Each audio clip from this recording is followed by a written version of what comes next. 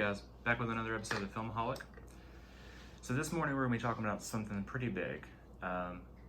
If you're a Star Wars fan and you've been on the internet recently, you may have seen that Colin Trevorrow's original script, or his script for episode 9 got leaked. Not necessarily got leaked because it's not like a full script out there, but Robert Meyer Burnett is someone I seen a lot for, online for a few years now. I first saw him on Collider, and then he's moved on to different things. He's on John Campia's show. He's a cool dude. He got his hands on the script and has kind of broken it down on his YouTube channel if you want to check it out and listen to him talk about it firsthand. But I'm just going to kind of run down what he has here and kind of give my thoughts on it. Because this is pretty big. I can't believe that this script actually got out. I'm curious if Disney has said anything yet, or if they will say anything, Lucasfilm. But this draft of written by Colin Trevorrow was done on 12/16/16. This was a week before Carrie Fisher's death. The title is Star Wars Episode 9, Duel of the Fates. Yeah. That's a pretty great title.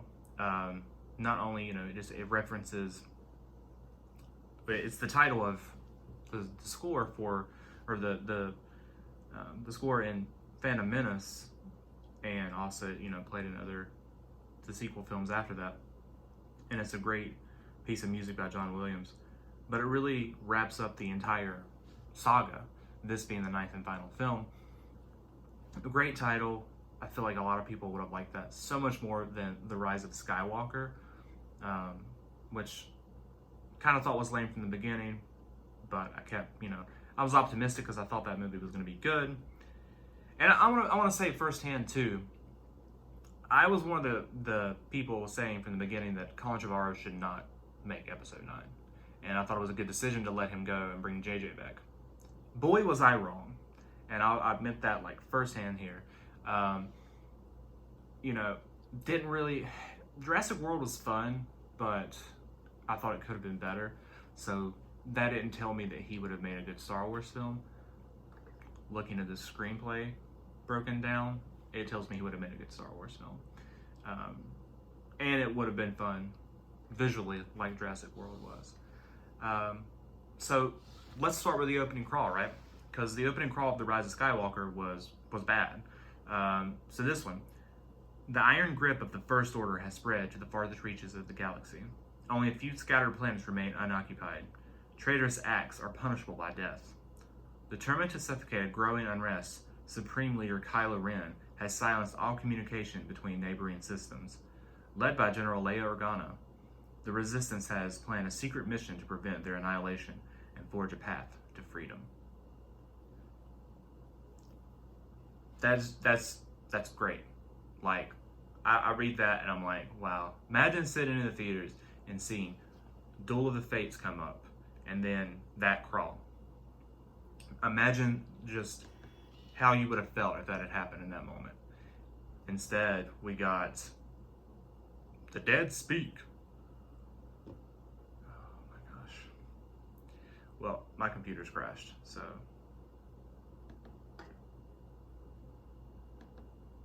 Anyways, me and Abel are going to do an episode here tonight and film it called Happy Hour, which is going to be breaking down movie news throughout the week. We're going to start doing that. So this will be definitely a topic that me and Abel want to talk about because I'm really interested in getting his opinion on it. But we're also going to be talking about the Morbius trailer, the new Black Widow trailer, some Batman news, maybe a couple other things if we decide to. But, I remember most of this, so I'm just going to go offhand. I'm just not going to be able to read it from the computer. But so the movie starts off with a man on a mission, James Bond type vibe to it. And it's really with Finn and Rose, I think, to begin with. And Rose, by the way, apparently has a huge part in the film, which is much different than what ended up happening in Episode 9. And she's written very well, according to Robert Byron. I mean, I haven't seen the screenplay. I would hope that, and I don't really know how his opinion of her was in Last Jedi. Once again, telling me to read Tran was fine in Last Jedi. The problem was how the character was written. So if she was written well in this one, it really bums me out that, you know, they didn't carry through with that. So it starts with the mission between them and BB-8, and then I think Poe and Rey end up getting involved in the mission too. So it's like the whole gang together in a more natural way than what ends up happening in J.J. Abrams' film. And they're on a construction site that's building like First Order ships.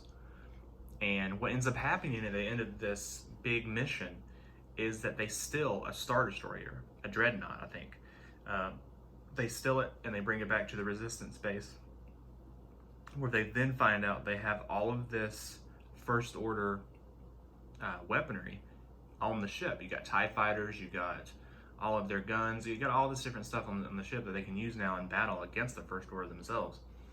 Really cool. Like, that just seems really cinematic, seeing, you know, the whole gang stealing a Dreadnought, right, and flying it back to the Resistance. Like, I'm trying to think of what even we got in Rise of Skywalker. It was this lame thing with Finn and Poe, and it's like flying through an ice planet, which I remember a lot of people were trying to speculate was that frozen Bespin. No, it wasn't. It was just some random planet that they just decided to throw in again.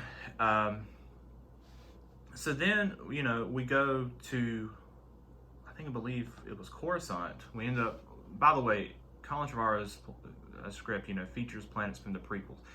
And this, it makes me wonder if this was one of the reasons they didn't end up going with Trevorrow's direction, because Lucasfilm has been so shy of going with anything that, like, really connects with the prequels. And this film goes to, at least I remember, 2 planets from the prequels, as well as stuff from Clone Wars or Rebels or whatever. Like, it's very Star Wars, and it should have been the 9th and final film. So they go to Coruscant. Finn and Rose go on another mission to the old Jedi Temple. How awesome would that have been, right? First of all, just seeing Coruscant again, that's something I've been wanting to see. You see it like through a window in Rogue One, but that's like the only thing we've seen since Revenge of the Sith, as far as Coruscant goes. Give me 1 second here.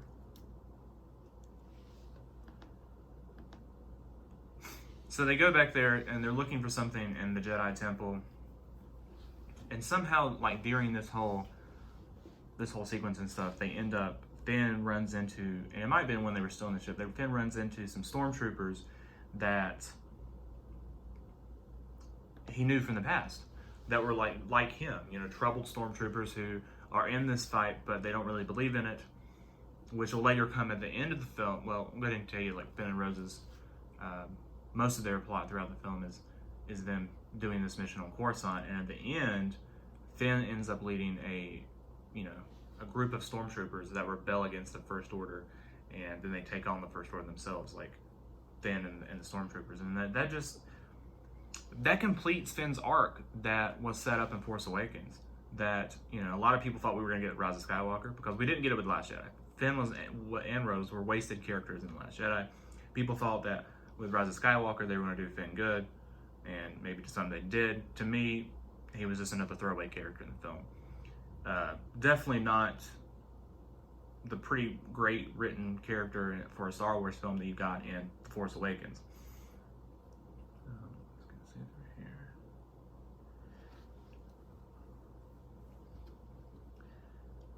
And there's no Palpatine, by the way. There's no there is a hologram of Palpatine, which we'll get to that in a second. So we go, you know, we're on Coruscant. We also see Hux, which is now called Chancellor Hux, and because, you know, the First Order has, like, almost became, I guess, the same presence as the Empire at this point in the film, and he's, you know, the leader, visually like that, and he has the Knights of Ren show up, and they kill this one high up First Order officer, and they want to know where Kylo is, right? So then we kick off where Kylo is, and we go to Mustafar, which, you briefly get in the Rise of Skywalker without them even saying it. But you know, like I read this stuff, and this is exactly what I wanted from Episode 9, and it just such a bummer. We go to Mustafar, and Kylo is living in Vader's castle. Oh my god, that is so awesome. He's living in Vader's castle. He's got like facial hair now. He's got like some scruff. He's been on the search for something for a long time, and he finds a Sith holocron in Vader's castle. And that's when we see the hologram of Palpatine. And when he activates the holocron, we see a hologram of Palpatine, and it's a recording actually for Darth Vader. And the recording is him telling him, you know, that, you know, he's foreseen Vader bringing Luke to him. And then if, you know, Luke will probably turn, but if Luke doesn't, if Luke kills Palpatine, or I guess maybe if Luke does turn and then he kills Palpatine still, or whatever happens, Palpatine wants Vader to take Luke to Rimnacor, I think it's the planet, the Rimnacor system, to see Tor Valum, which is a master of Sith / Palpatine's teacher.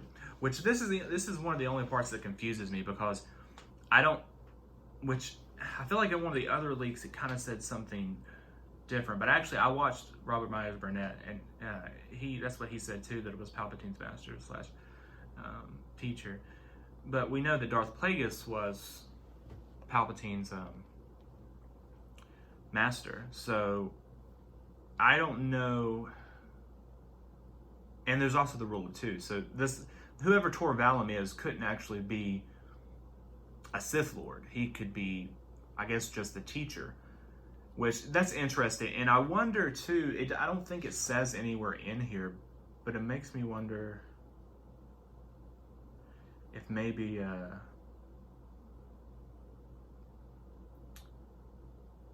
don't know, because that name Valium kind of sounds like the person that the Knights of Ren killed that I read, but I don't think it was the same character. But it makes me wonder if Tor Valum was actually supposed to be Snoke, and he was Palpatine's teacher, because that would have made a lot of sense, right?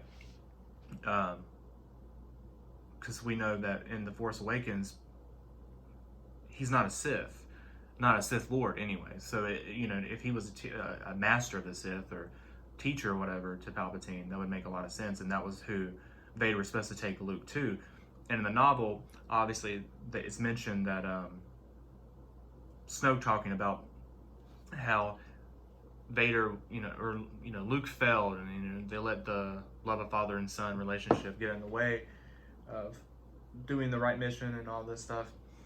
But yeah, so Kylo remains the big bad in this film. He gets that holocron right, and he's watching it, and then the holocron it scans him and realizes that he's not Darth Vader, and it explodes.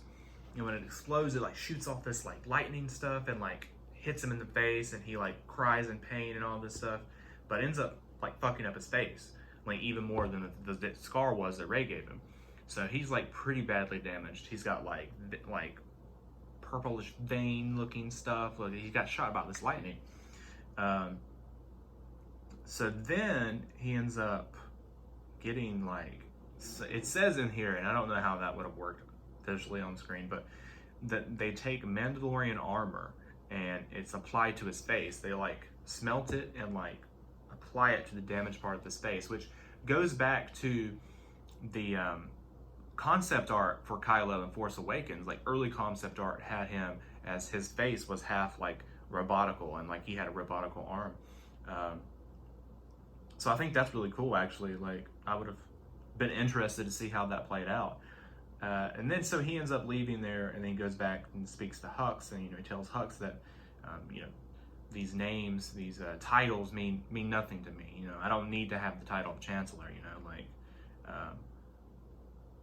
What's most important to him is the dark power that he has, and like all this stuff. And I think he's on the search for some other stuff, which I think we get to at the end when them going to the planet Mortis, because he tells them, like your weaponry, like the Death Star technology, like all that stuff's like it means nothing compared to what I'm about to find. Oh, also, so while he's on Mustafar, he's haunted by Luke, who's telling him, this is where the dark side leads you, to an empty tomb. And Kylo's like, well, where did the light side lead you? You're dead. Um, those scenes would have been so cool to have seen. And I think that's what everyone wanted. I think everyone wanted to see Luke haunt Kylo in this film, and they didn't give it to us. I'm like, it's just so stupid. But so we would have got that at Vader's castle, and we would have also gotten a scene with Darth Vader at Vader's castle where it wasn't him actually there. It was a sequence like the scene in Empire where Luke goes into the cave and sees Darth Vader. So Kylo, that would have happened to Kylo in the castle, and he would have like pulled out a saber and like fought like Darth Vader. But it would have been really cool. So Luke's also appearing to Rey in the film, to try and teach her, and she's kind of like resistant to him, saying, the light and the dark and all this, and this has been going on for generations. Like, how is this balance? And he's like, I sense the how you feel. Like, I felt it too. My father felt it, and yeah. So it's really like cool, like and I feel like it feels like a further addition to The Last Jedi. It feels like it builds on it, and building on the Force Awakens. Like, it's just natural storytelling. Leia, there's a conversation with her where she's like, "You're not my father or my brother. You're new. Whatever happens, remember the Force chose you, Rey. Your story isn't written by anyone else." And this is so like natural writing. Like this is good. It adds to Rey's character. It fits. She's still a nobody, but it's done in like a beautifully written way. Let's see here. Lando is in the film. Leia gets him to organize smugglers and fight the First Order.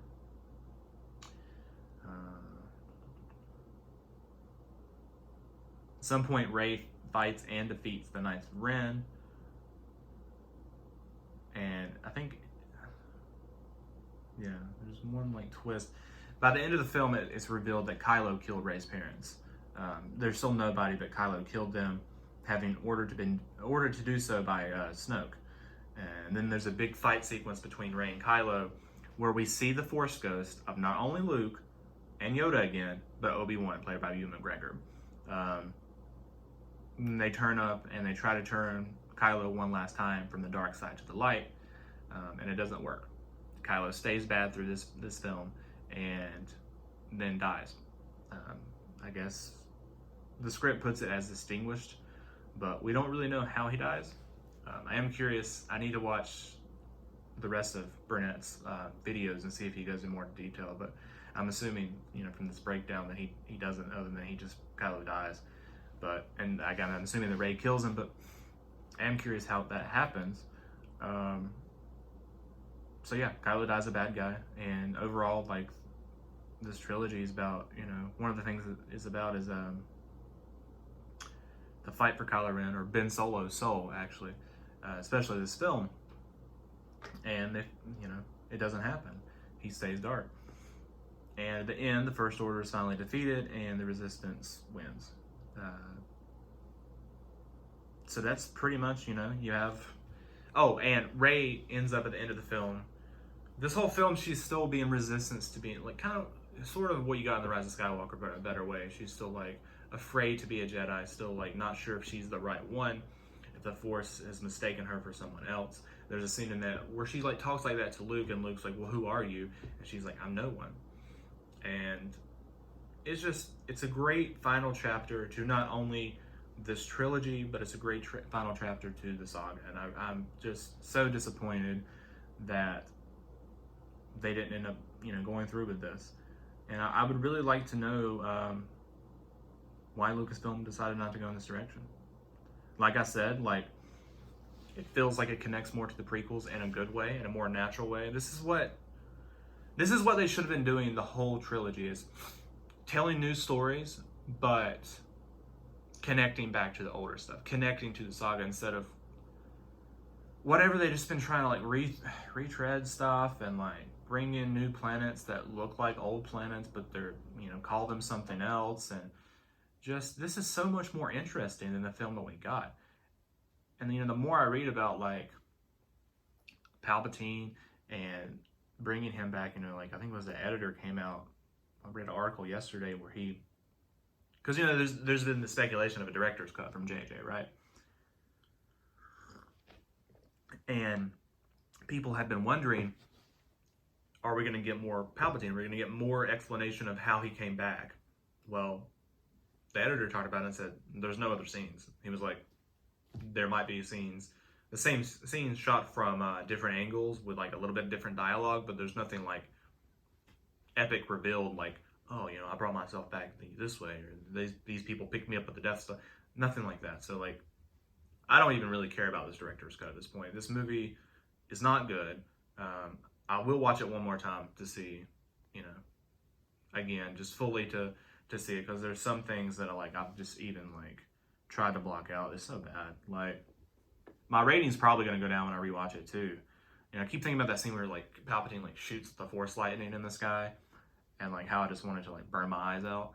Oh man, yeah. But yeah, so like the final battle, by the way, I think I mentioned it, but between Rey and Kylo is on Mortis, and like R2 and C-3PO were going to be on the mission with Rose and Finn. Just, it sounds so good. It really does. I wish I could get my hands on the actual screenplay and like read it all the way through. Part of me wants to just like pretend this is what actually happened now and just ignore Rise of Skywalker. And I honestly like, well, I want to know mainly whose decision it was to let Colin Trevorrow go. Like, was it Bob Iger or was it Kathleen Kennedy? Because if it was Kathleen Kennedy, she's got to go. Like, if you looked at this screenplay and looked at this direction and then said, no, I don't like it. The only thing that I don't like necessarily about Trevorrow's version here is that Kylo stays bad. Because personally, I do think that Ben Solo needed to be redeemed. So I would have taken this same story, but just changed the ending. At the very end, where the Force Ghosts show up and Rey and everything, I would have had him turn back to the light then, personally. But, or not necessarily even turn back to the light, because I've always been, with this trilogy, hoping that they would end up doing the Dark and Light Jedi, the Gray Jedi, or the Dark and Light Jedi, whatever, and that it would end with Kylo not being a bad guy anymore, but not a Jedi like Rey, and not on the light side. Like, he goes off and does his own thing without the First Order, without the Knights of Ren. He just goes off and does his own thing, and Rey goes off and does her thing. Because to me, that's balance. That's balance in the Force when you have the both. When they keep killing off these, the Sith or the dark side, I'm like, I don't understand how that's balanced, because then you just have one side. So somebody really needs to explain that in terms of Star Wars to me. But anyways, that's my video this morning. Me and Bill are probably going to talk about it a little bit more tonight in our next video, which will be called Happy Hour. But yeah, see you guys then.